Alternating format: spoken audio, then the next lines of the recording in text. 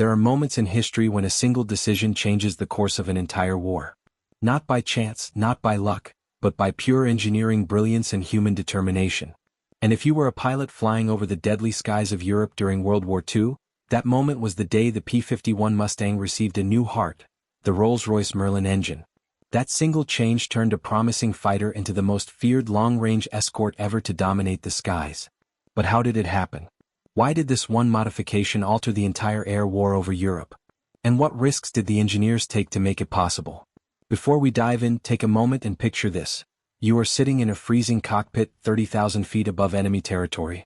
The air is thin, your oxygen mask is stiff from frost, and your engine is all that stands between life and death. Below you lies a world at war, Germany's heartland filled with flak guns waiting to tear you apart. You glance at the bomber formation ahead, the flying fortresses that depend on you for protection. And behind you, somewhere far away, are hundreds of miles of hostile airspace you will have to cross just to get home. This was the reality of bomber crews in 1943. The United States 8th Air Force had begun its daylight bombing campaign against Nazi Germany. They believed that precision bombing could cripple the German war machine. Factories, oil refineries, and railroads could all be destroyed from the air. But there was a deadly problem. Their bombers, as tough as they were, could not defend themselves forever. The Luftwaffe was waiting for them, and American fighters simply could not fly far enough to protect them all the way. Early escort fighters like the P-47 Thunderbolt and P-38 Lightning were powerful machines, but they lacked the range to follow the bombers deep into German territory. When those fighters had to turn back, German interceptors would strike with brutal efficiency. Entire bomber groups vanished in minutes. By mid-1943, losses were unsustainable. Missions like the Schweinfurt-Regensburg raid left the skies filled with burning aircraft, and young American airmen never returned home. The air war was reaching a breaking point. Something had to change. And that change would come from an unlikely place. A British engine inside an American airframe. The P-51 Mustang had a strange beginning. It was not originally designed for the United States Army Air Forces. In fact, it was a British request that created it.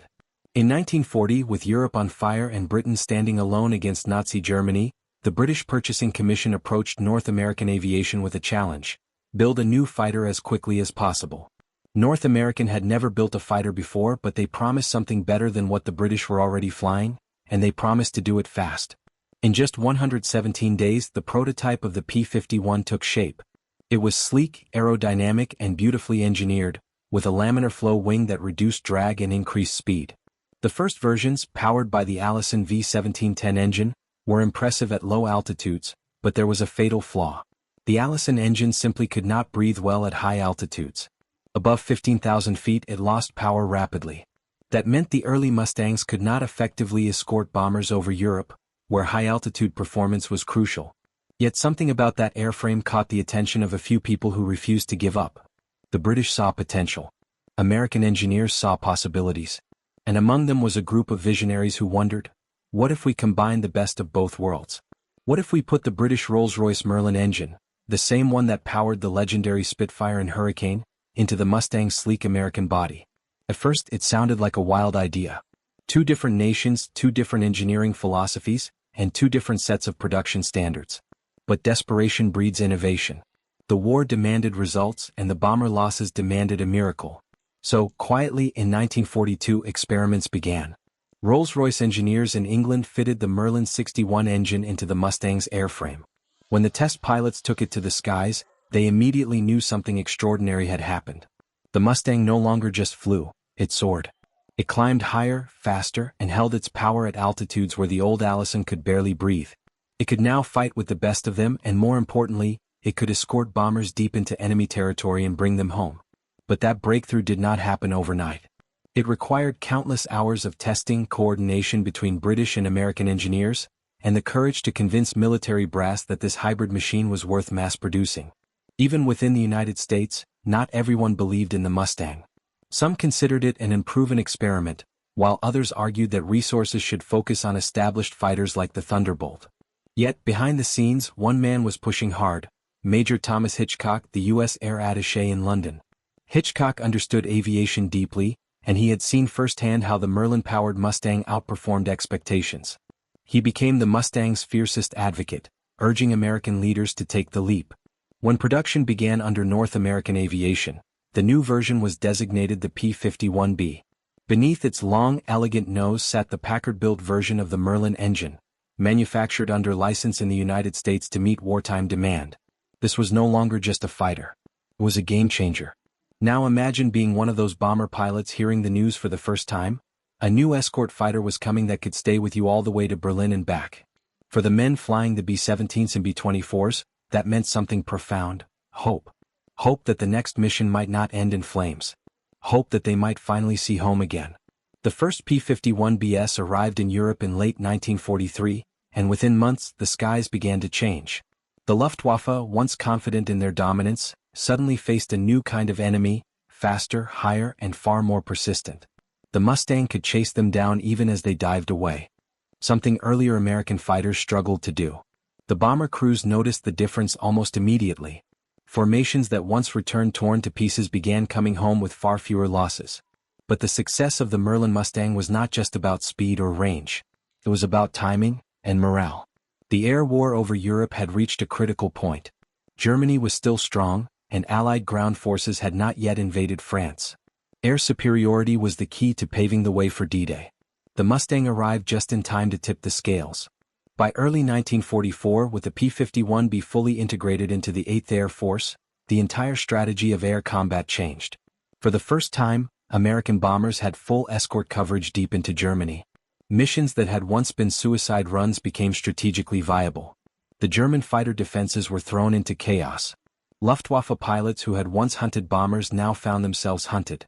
Yet behind the glory there were still immense challenges. The Merlin engine was powerful but demanded meticulous maintenance. The fuel system required precision handling, and the aircraft's long-range capability pushed both man and machine to the limit. Pilots endured exhaustion, extreme cold, and constant enemy pressure.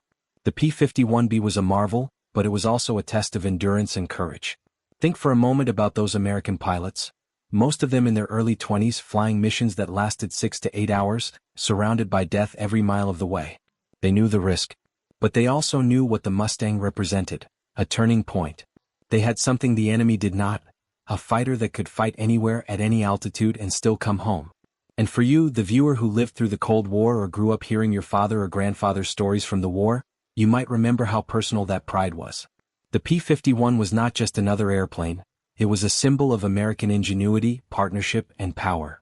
It was proof that when necessity demanded, engineers and pilots could rewrite the rules of war. Still, few people outside the aviation world truly understand how razor-thin the line was between success and disaster during that transition. What if the tests had failed? What if production delays had slowed down deployment by even 6 months? History might have taken a very different course. The Allied air campaign could have collapsed under unbearable losses. The invasion of Normandy might have faced overwhelming air opposition. The war itself might have dragged on far longer. But the Merlin Mustang did not fail. It succeeded beyond all expectation. Its combination of high-altitude performance, range, and agility made it arguably the best all-around fighter of the entire war. Even German pilots admitted its dominance. Ace Luftwaffe pilot Adolf Galland once remarked that he wished he had squadrons of Mustangs on his side. That was the level of respect it commanded. Still, as we close this first part of the story, there is something important to understand. The Mustang's rise to glory was not just a technical success, it was a human one. Every bolt, every rivet, every engine test represented the work of people who believed that one improvement could make a difference. They did not just build a faster airplane. They built a lifeline for every bomber crew that prayed for an Escort to get them home. So the next time you see a gleaming P-51 at an air show, or hear the deep, throaty growl of its Merlin engine echoing across the sky, remember this: that sound once meant survival. It meant that someone, somewhere, was coming to watch your back. And yet, what happened next was even more extraordinary. Because the Mustang's evolution did not stop with the P-51B. Engineers continued refining it, pilots pushed it to the limits, and new tactics were born that would redefine air combat forever. The Mustang was about to prove not only that it could escort bombers, but that it could dominate the skies outright. But how did that transformation unfold? How did the P-51 move from a supporting role to absolute air supremacy? And what was it like for the men who flew it, those who became legends in the skies of Europe? When the P-51B Mustang entered combat, it did not just change the balance of power in the skies, it rewrote the entire playbook of aerial warfare. By early 1944, The 8th Air Force finally had what it had been desperately missing, a true long-range escort fighter. Yet, even with the Mustang's incredible promise, no one fully realized how much it would transform not only the tactics of war but the psychology of those who fought it. Imagine again being a bomber crewman during that time. You would wake up before dawn, your breath fogging in the frigid English air as you walked toward a B-17 parked on a muddy airfield. The engines would rumble to life, shaking the ground beneath your boots. Each mission carried the same gnawing question: would today be the day you did not come back? You might glance up and see the new Mustangs forming overhead, their long, slender noses glinting in the sunlight. That sight alone meant hope. You knew that this time those fighters would not leave you halfway to the target. They would stay. That small change, that psychological assurance, began to shift morale across the entire 8th Air Force. For the first time, crews began to believe that victory in the air was not only possible but inevitable. Commanders noticed it. The German High Command noticed it. The Luftwaffe began to feel something they had not felt in years: fear. The Mustang pilots earned that fear quickly. In early missions, the P-51Bs demonstrated that they could not only match the German Messerschmitt Bf 109s and Focke-Wulf 190s but outperform them at almost every altitude. The secret lay in the engine and the design synergy between British and American innovation. The Rolls-Royce Merlin 61 engine, built under license by Packard in the United States, featured a two-stage, two-speed supercharger that maintained strong power output even at high altitude. Combined with the Mustang's low-drag laminar flow wings and efficient radiator scoop, it created a fighter that was not only fast but incredibly fuel-efficient. That fuel efficiency meant range, a kind of range that was unheard of at the time. While earlier fighters had to turn back over the Netherlands or Belgium, the P-51B could accompany bombers deep into Germany, sometimes even all the way to Berlin and back. This single factor broke the Luftwaffe's defensive system, which had been designed around the idea that American escorts would never make it that far.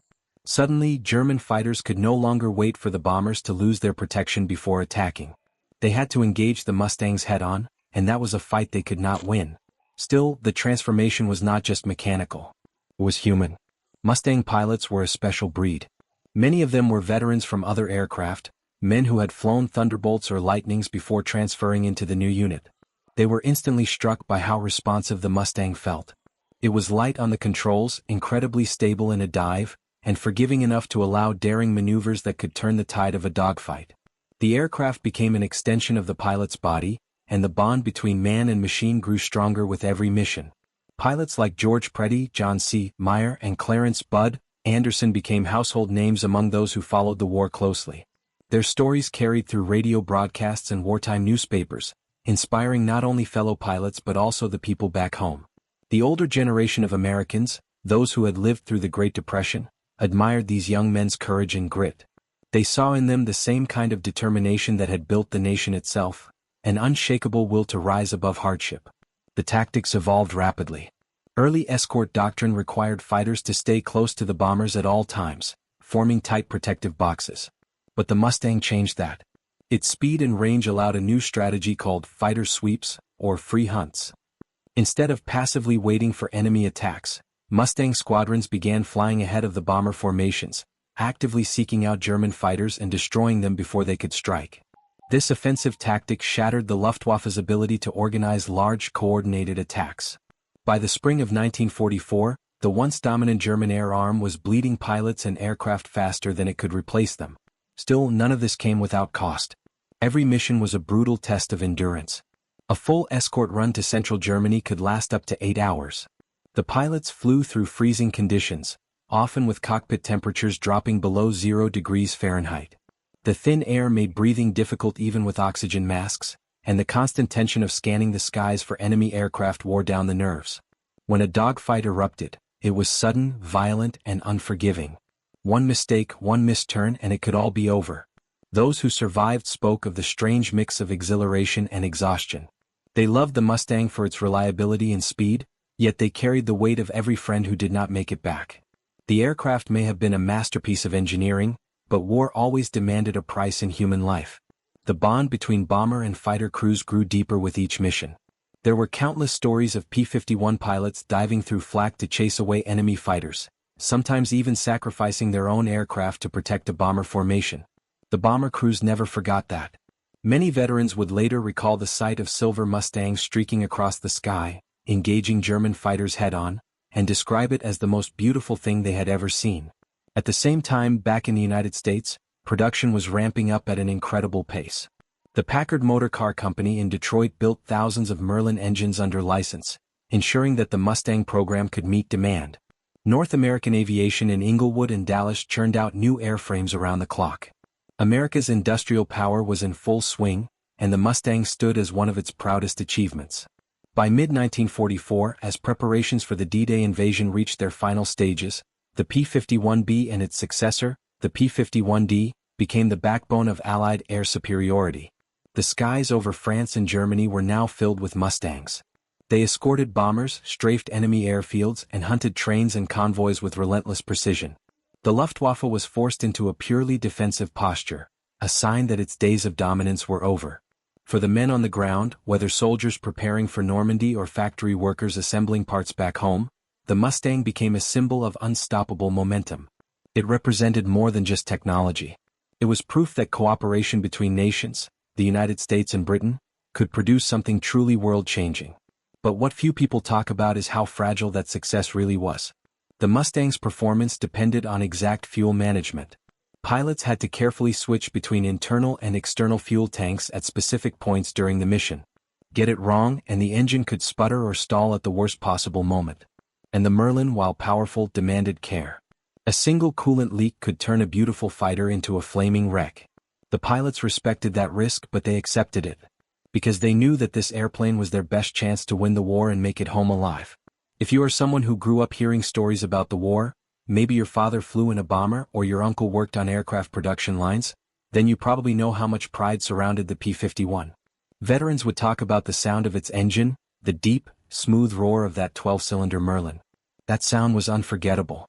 Even today, when a Mustang flies at an airshow, older veterans often stop and look up instinctively. Some close their eyes and for a moment they are back in 1944, watching the sky fill with hope again. But the Mustang's dominance did not only come from its engine or design. It also came from the mindset it inspired. American pilots began flying with a new level of confidence, bordering on fearlessness. They knew they had the best fighter in the world and they used it to its full potential. They developed aggressive tactics that overwhelmed the enemy, high-speed slashing attacks, coordinated squadron maneuvers, and clever use of altitude advantage. The Mustang's ability to dive faster than most German fighters gave pilots an edge in almost every engagement. The Luftwaffe, on the other hand, was running out of experienced pilots. By 1944, many of their aces had been lost, and replacements were often poorly trained due to fuel shortages and constant Allied bombing of training facilities. The Mustang exploited that weakness mercilessly. Still, war never follows a straight line. For every victory there were setbacks. Weather could ground entire missions and mechanical failures still claimed lives. The pressure of constant operations pushed both man and machine to their breaking point. But overall the trend was clear. The Allies were winning the air war. Every new Mustang that arrived in Europe added to that momentum. Squadron by squadron, the balance tipped further. The bomber losses dropped. German production slowed. And for the first time, Allied commanders could plan massive daylight raids deep into the Reich without the fear of losing hundreds of men in a single day. The P-51 had become not just an escort, but a symbol of strategic dominance. And as D-Day approached, it played one more vital role, clearing the skies for the invasion itself. Mustang pilots swept over northern France, destroying enemy aircraft on the ground and in the air, ensuring that when Allied troops landed on June 6, 1944, they would do so under friendly skies. The story of the P-51B and its Merlin engine was a story of perfect timing. A machine that arrived at the exact moment when the free world needed it most. It gave the Allies control of the air, and that control gave them victory on the ground. But even after D-Day, the Mustang's mission was far from over. The war in Europe was entering its final, most brutal phase. The German jets were coming, the revolutionary Me-262s, and the Mustang would face its greatest challenge yet. So how did this piston-engine marvel manage to take on the first operational jet fighters in history? How did it hold its ground against a new generation of technology? And what legacy did the P-51 leave behind when the guns finally fell silent? That part of the journey begins in Section 3, where we explore the final months of the war, the birth of air supremacy, and the enduring legend of the Mustang. By the summer of 1944, the Allied air forces had achieved what once seemed impossible, near total control of the European skies. The Merlin-powered Mustang had proven itself far beyond expectation. What began as an experiment had become the backbone of victory. But as the war pushed deeper into Germany, the challenges evolved, and so did the Mustang's mission. The early air battles over Western Europe had been about survival, keeping the bombers alive and breaking the back of the Luftwaffe. But after D-Day, the war entered a new phase. Now the objective was total domination. Allied forces were on the move across France, pushing toward the German border. Every train, bridge, and fuel depot became a target. Every German fighter that dared to take off became prey. And the P-51 Mustang was leading the hunt. From high above, the Mustang pilots could see the full sweep of the battlefield below. The once invincible German war machine was retreating, but it was far from beaten. Luftwaffe fighters still launched desperate counterattacks. Anti-aircraft fire still filled the skies. The weather over Europe, unpredictable and often deadly, could turn a mission into a nightmare within minutes. But the P-51 pilots pressed on, flying longer, harder, and deeper than ever before. The Mustang had grown into a weapon of precision. Its long range allowed it to operate far behind enemy lines, striking targets that the enemy never thought reachable. Fighter groups began performing what were called fighter sweeps, attacking German airfields directly. They would roar in low at incredible speed, machine guns blazing, catching enemy aircraft on the ground. Those attacks crippled German aviation infrastructure and destroyed what little remained of their experienced pilot corps. Still, even in victory, the Mustang's pilots knew they were part of something larger than themselves. They were the guardians of the bombers, the protectors of the men who carried out the deadly work of destroying Germany's industrial heart. The bond between fighter and bomber crews only grew deeper as the war continued. Veterans later spoke of that feeling, that unspoken connection, as something sacred. But late in 1944, something new appeared in the skies, something that made even the best Mustang pilots sit up and take notice. The first German jet fighters. The Messerschmitt Me-262 was unlike anything the world had ever seen. It was sleek, fast, and terrifyingly advanced. Powered by twin-jet engines, it could reach speeds well over 500 miles per hour, nearly 100 miles per hour faster than any Allied propeller-driven fighter. On paper, it was unbeatable. But as history often reminds us, wars are not won on paper. When word first spread that Germany had deployed jet fighters, some American pilots dismissed it as rumor. But soon the rumors became reality. High above the Rhineland, bomber crews began reporting flashes of silver streaking through their formations faster than anything they had ever seen. The jets came in fast, fired a burst of cannon shells, and were gone before anyone could react. The shock was immense. However, the Me-262 had serious limitations. Its engines were fragile, its takeoff and landing speeds were dangerously high, and its pilots were often inexperienced. The Luftwaffe had no time to train them properly, and fuel shortages meant every flight risked catastrophe. The Mustang pilots learned quickly that the best time to strike the jets was not in the air, but when they were most vulnerable, during takeoff and landing. It became a deadly game of timing and nerves. Mustangs would orbit near German airfields, waiting for the jets to appear. The moment they did, the Mustangs dove in. They would catch the Me-262s as they climbed slowly, still gaining speed, and bring them down before they could skip. It was one of the few moments in history where piston-engine fighters successfully hunted jets, a testament to the Mustang's versatility and the skill of the men who flew it. One of the most famous encounters took place in March 1945, when American ace Chuck Yeager shot down an Me-262 during takeoff.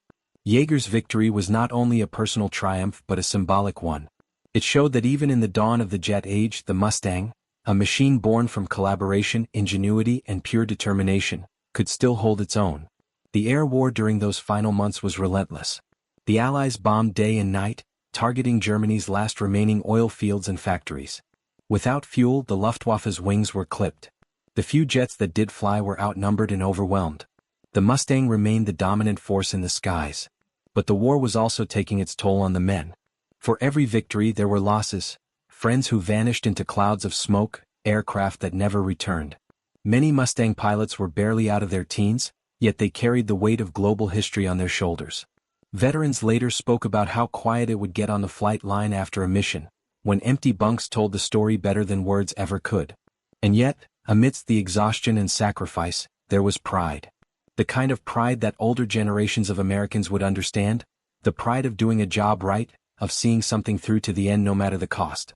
It was that sense of duty that kept them flying, mission after mission, until the war was finally won. By the time Germany surrendered in May 1945, the P-51 Mustang had earned its place in history. It had escorted bombers from England to Berlin and back. It had hunted the world's first jet fighters and lived to tell the tale.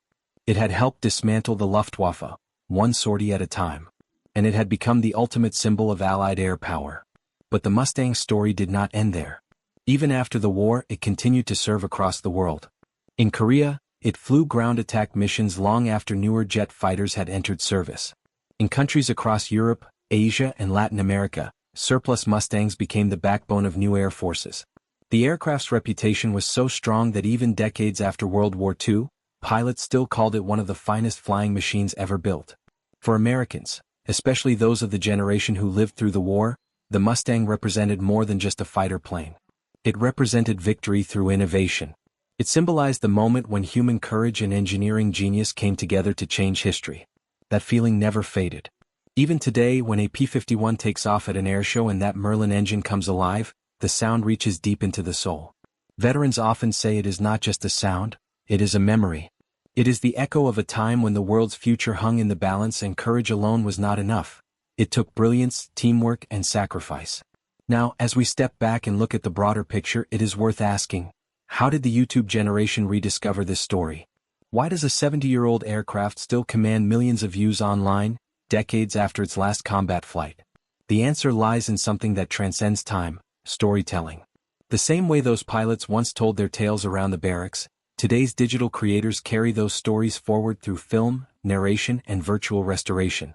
The Mustang's roar lives on not only in museums and hangars but also across YouTube screens worldwide. For the modern viewer, especially those who remember the stories from their fathers or grandfathers, watching that silver aircraft glint in the sun brings back the same sense of awe that once filled the skies over Europe. But behind that beauty lies a deeper truth, one that resonates with anyone who has ever worked hard, risked everything, and refused to give up. The Mustang was never meant to exist as it did. It was a patchwork idea, an American frame with a British heart, born out of necessity and built under impossible circumstances. And yet it became perfect. That is the essence of what makes it so beloved. It is not just about technology, it is about perseverance. A story of doing what needs to be done no matter how unlikely success may seem. For the generation that built post-war America, the veterans who came home, took off their uniforms and built families, businesses, and communities, the Mustang spirit lived on in their own work ethic. They saw in it the reflection of their own lives, the drive to adapt, to innovate, and to overcome.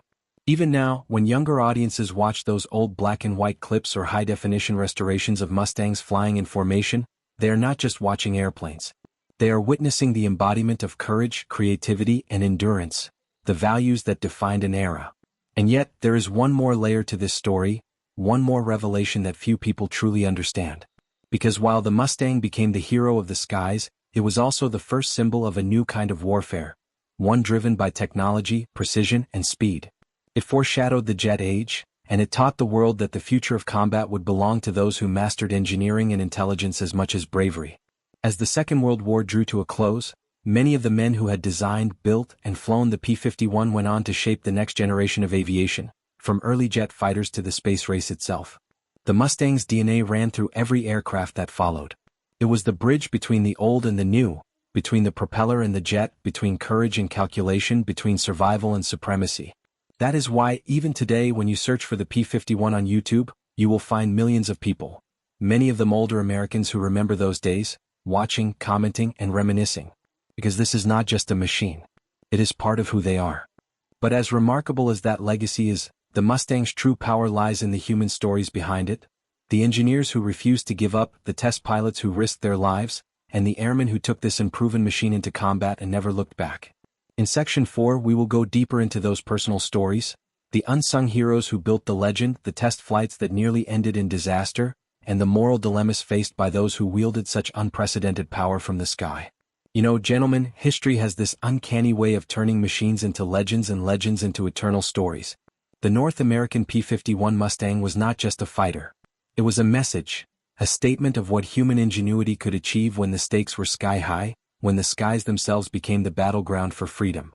And at the center of that message was the beating heart called the Merlin. Think about it. The P-51 started as a rushed project, a stopgap, something to please the British in 1940 when Europe was burning. But by 1944, it was the guardian angel of every bomber crew that dared to cross into German skies. What changed in those few short years? A bold decision, a radical redesign, and a belief that power and precision could coexist in a single machine. When the Rolls-Royce Merlin engine merged with the Mustang's sleek airframe, the world witnessed something unprecedented, a perfect balance of speed, range, and lethal grace. Suddenly, the impossible became possible. Bombers could go to Berlin and back. Crews who once stared death in the face every mission suddenly had hope, because they knew, somewhere up there in the blue, a Mustang was watching over them.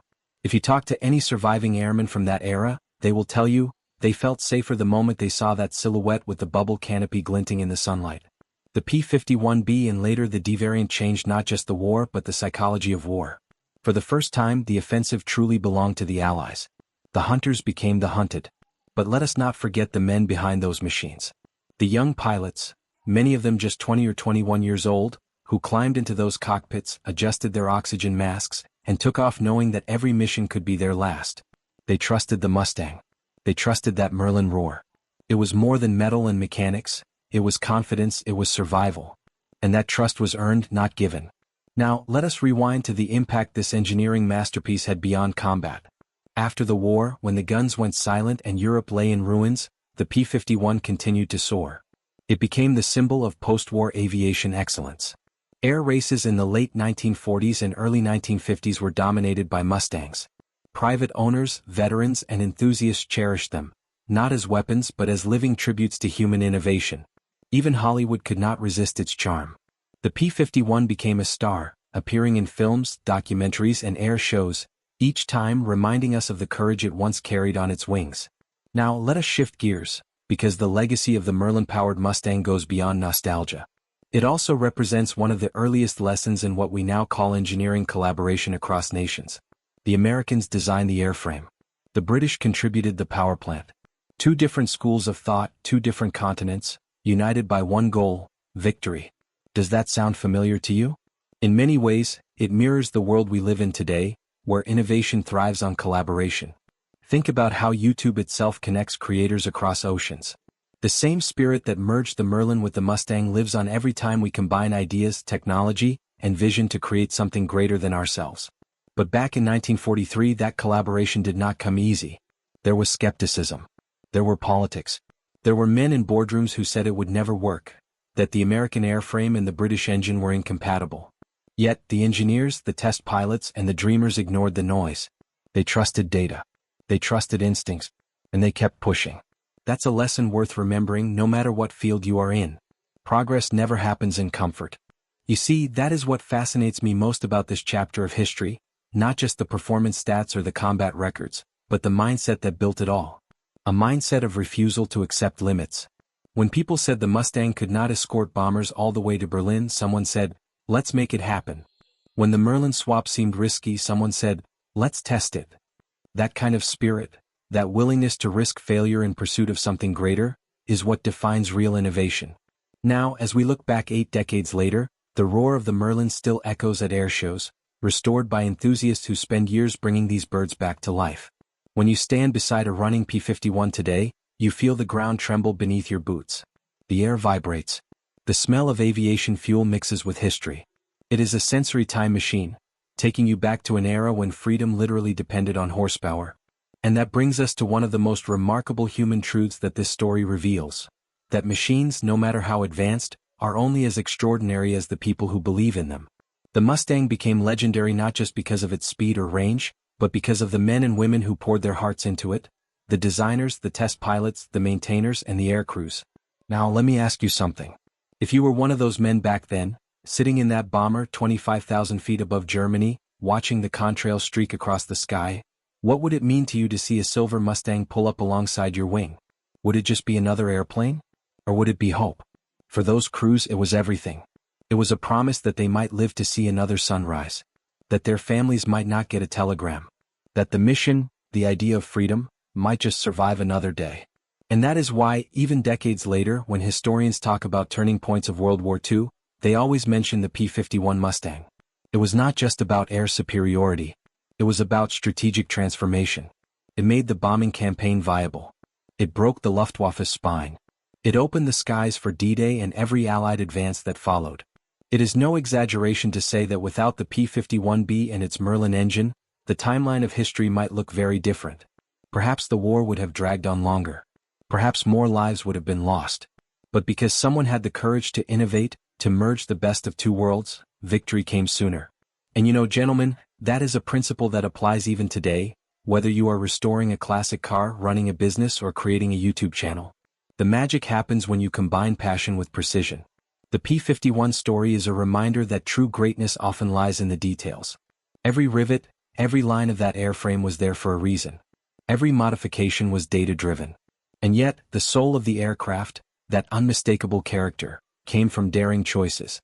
From people who refused to settle for good enough. The P-51 did not just escort bombers. It escorted civilization through one of its darkest chapters and delivered it safely to the dawn of peace.